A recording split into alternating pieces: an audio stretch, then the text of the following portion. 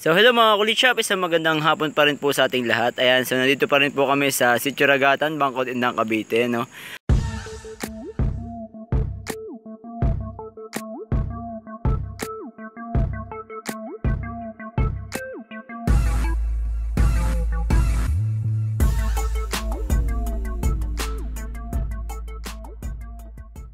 So nagbabike pa rin po si Zane, medyo palubog na po ng kaunti ang araw. Ayan, ito po yung bike na ginamit natin dun sa nakaraang video natin about sa Toxic Hunter 29er na mountain bike.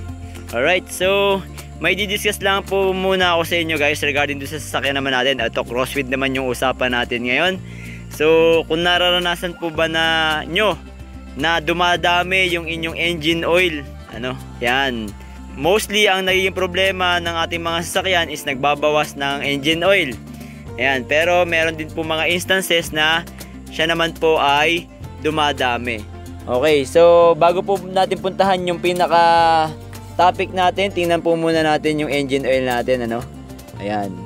So, ayan ang engine oil natin. So, kung magtatanong po kayo kung ano ba talagang sukat ng ating engine oil dapat, so dapat po ay, so meron po yan doon sa ating dipstick, meron po yan dalawang butas. Ayan, kung makikita nyo po, ayan, So dapat po pagka po tayo ay nagsali ng oil or chine-check natin yung engine oil natin, ay hindi po lumalampas sa dalawang butas na yan. So ano po bang ibig sabihin nun?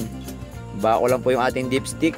So ang ibig sabihin po nun guys, kailangan hindi siya bababa dito sa unang butas, dahil pag bumaba siya dun sa unang butas ng ating dipstick, ayan, bumaba siya dyan, ibig sabihin konting-konti na lang po talaga ang inyong oil.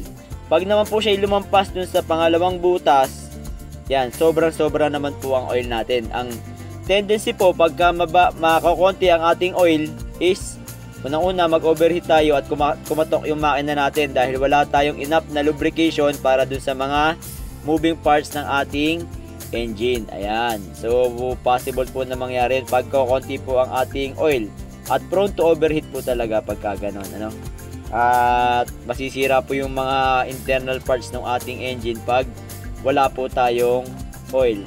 Paano naman po pag sobra yung oil? Pag sobra naman po yung oil natin, hirap yung makina na umikot dahil wala na po siyang halos space para dun sa mga gear na makapag-ikot o makapag-circulate, kumbaga sa tao, sakal na sakal naman yung engine natin dahil sobra-sobra, parang lunod. Ayan, at pag sobra-sobra din po ang ating oil, ay pwede pong magtagas yung ating engine dahil maghahanap po siya ng lalabasan. Ayan. So ano po bang tamang sukat ng ating engine oil? Hindi po lalampas dito sa butas, Hindi siya makakaunti, hindi rin siya sobra. So in middle po ng dalawang butas na yan, okay pa po yung ating engine oil.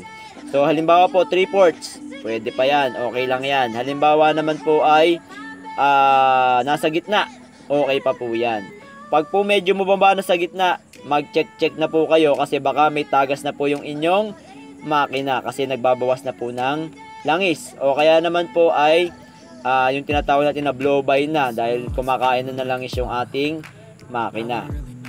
So yun po yung mga check natin regarding dun sa oil level po ng ating langis. At ang tama pong pagsukat ng langis natin guys is tuwing umaga na hindi nyo po ginamit yung sasakyan, nakatigis po yung ating oil. Ayan.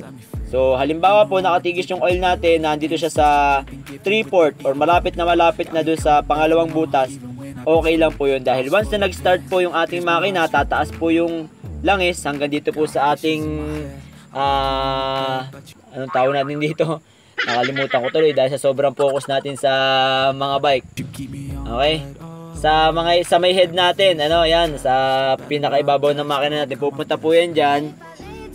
At syempre mababawasan po ng kaunti. Ayan. So pagkatapos naman po na ma-start yung engine natin, hindi po rin siya dapat bababa dun sa pinakababang butas, Kasi pag bumaba po yon, ibig sabihin konti na po yung ating langis. Alright, so nasan muna natin. So gawin nyo pong habit tuwing umaga na mag-check ng inyong langis. Unang-una yung kulay din po, yung kulay ng langis ninyo ay makikita ninyo kung mabilis bang umitim or okay pa ba yung langis natin. paano naman po pag dumadami, ano? May possibility na dumadami po ang ating engine oil. Ang cause po noon guys is yung sa ating injection pump. Ayan, meron po kasi yung oil seal or seal dun sa ating injection pump papunta dun sa ating engine. So, hindi ko lang alam kung may papakita ko sa inyo yung part ng dugtungan niya. Try natin kung maipapakita natin. Okay yan, dito po sa part na yan, ano, meron po yung papasok dun sa ating makina, no, na kasamang nilulubricate yung granahe. Kaya nga po tinatiming, pag tinatiming yung ating injection pump, pag tinatiming siya, dapat yung marking nito at saka dun sa marking sa gear ay tama, para masabi natin na tama yung tinatawag natin na timing. Pag wala po kasi sa timing yung ating injection pump, ang magiging cause po niyan is mahina yung hatak. Ayan, mahina yung hatak, or masyadong malakas yung injection pump, yung tunog na injection pump natin, parang grinding na yung tunog. At ang isa naman po ay ayaw po niya mag-start. Hindi po siya kahit ano pong gawin niyo, kahit i-check niyo po lahat, meron naman pong fuel line, meron naman pong fuel, no? Meron naman pong baterya, pero ayaw po niya mag-start. Yan po ang inyong i-check. Yan, magpunas po muna rin ako. Sasabay ko na yung pagpupunas dahil medyo matagal-tagal ko na rin hindi napupunasan tong sasakyan. Palibasa, araw-araw natin ginagamit, wala tayong time makapag-punas. At sa umaga naman po ay tayo ay nagbabike. Ayan. So, hindi ko na rin mapunasan nga dahil gagamitin din naman pagkatapos. So, yun nga po guys, no? Meron po kasi yung seal. Ayan, doon sa pagitan niya. Diyan, sa banda dito. Sa pinagdudugtungan niya, meron niyang seal para hindi pumunta yung crudo sa engine. Ano? Yan, nagse-separate. Pero, kumbaga pinapaikot siya ng, yung granahe po kasi nilang dalawa ay dapat na lulubricate ng oil. Kaya parang halos magkadugtong sila. Yan. So, pag nasira po yung seal na yun, dadami po yung engine oil natin. At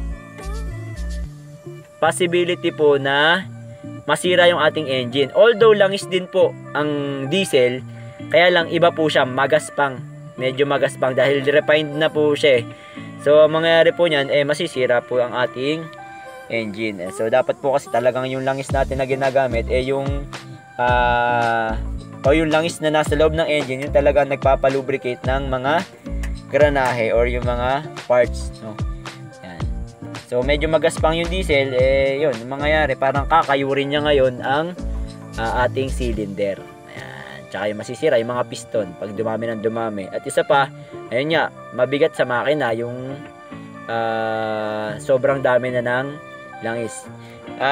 Good thing po kung meron kayong sign, hindi nyo napapansin, ano, good thing po kung medyo tumagas sa banda dito, nagtagas siya, makikita nyo tumatagas yung diesel. So pag ganun po, maaalarma na kayo na ipagawa yung oil seal. Pero paano kung hindi nyo po check lagi yung langis natin at hindi nyo napapansin, dumadami pala na siya ng dumadami, ayun.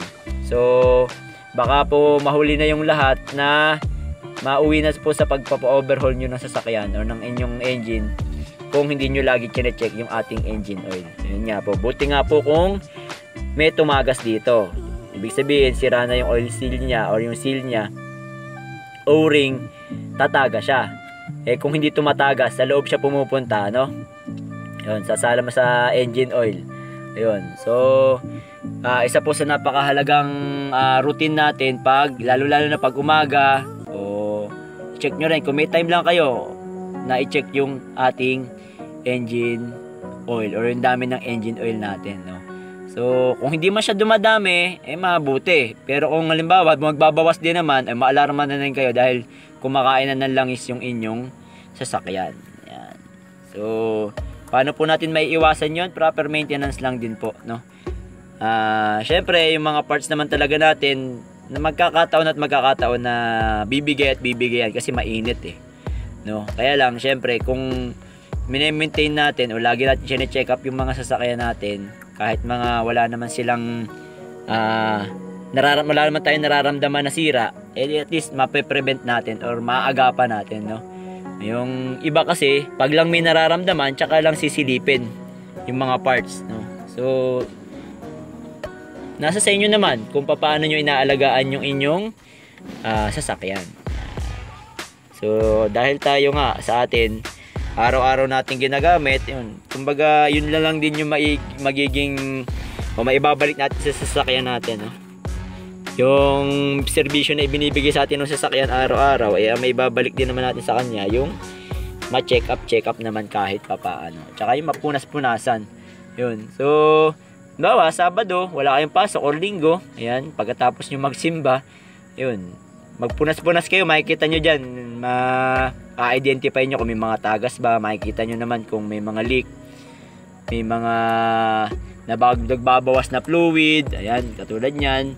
May itim na yung fluid. Ayan. So, makikita nyo naman kung kailangan ng palitan. So, siguro naman, hindi na naman natin kailangan ng talent, no? Para malaman kung kailan sila dapat palitan. Doon sa tingin pa lang, kung dapat na natin palitan or ipaayos. Ayan. Alright. So, medyo madilim-dilim na po sa sa lugar. Ayan. At yung anak ko po ay hindi pa rin napapagod kahit nakailang ikot na. Siguro sa padyakan pwede itong magbike mula Indang hanggang Tagaytay nang walang tigilan kayang-kaya. Ayan. Iba to pag tumatanda na, medyo humihina na yung ikaw ng vlog, may vlog ka ba? So guys, may pupunta kami doon sa malayo sa Alfonso. Doon pwede magbabike doon. Mabalag ka na. Ayan, so nabanggit ko kasi kanina na baka pumunta kami ng Alfonso mamaya dun sa pwedeng pagbaykan. If ever lang naman guys, pupunta lang kami. Dun daw kay Lola Pachi niya. Alright, so sana po minibag na naman akong kapakipakinabang sa araw na ito. At sa mga hindi pa po nakasubscribe, subscribe lang tayo sa Kulit Shop. Ang shop na makulit pero walang physical shop. See you on my next videos. Bye-bye! Kulit Shop would like to thank the following sponsors: SJP Marketing, SJP Marketing Car Parts and Accessories, Gelson's Pagsugiron, Gelson's Vlog, and Gelson's Store.